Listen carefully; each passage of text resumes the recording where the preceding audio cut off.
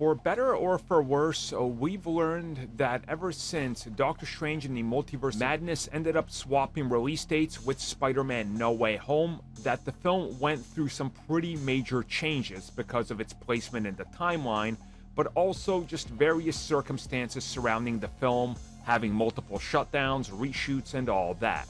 Now we learned that there was a lot of key elements of the film changed right before it released.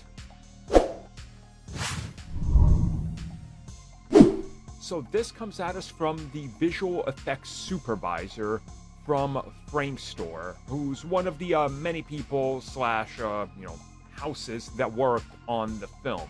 And he talked to befores and afters about doing various things that relate to Doctor Strange in the Multiverse of Madness, and specifically what they were doing with the film and how close to the actual film's release they were cutting it with many of the changes that were being implemented.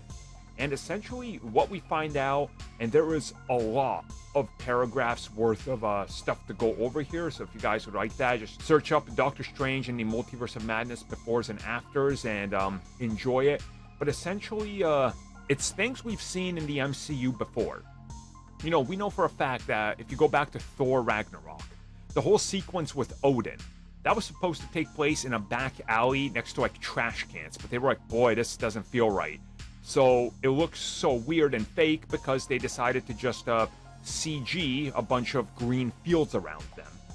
But that was, again, something that they needed for the sake of story and trying to do it here. Well, as we find out here, this happened a bunch also with Doctor Strange.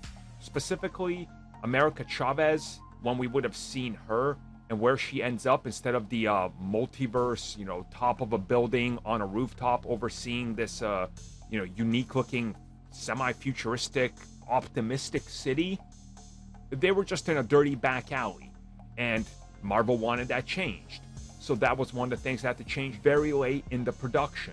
Also, many elements of New York that had to be swapped around, and adding various things on them, like a lot of that foliage, for example, and things like that, because they still were playing around with what exact worlds they were going to go to and what would it look like. And it's also revealed that there was also many elements of things that had to be changed just because they look too similar to what we've seen before. So essentially, they had to go back in and look at the film and go, well, this looks a little too similar to that.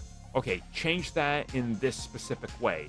And as they revealed, this was something that was ongoing pretty much up until a couple weeks before the film's release. They were still trying to lock in what exactly you could pull off and make it look as good as it can before we have to put the film out. So this just kind of tells you, how close sometimes they're cutting it. And this isn't the first time. Go back to when they revealed that WandaVision.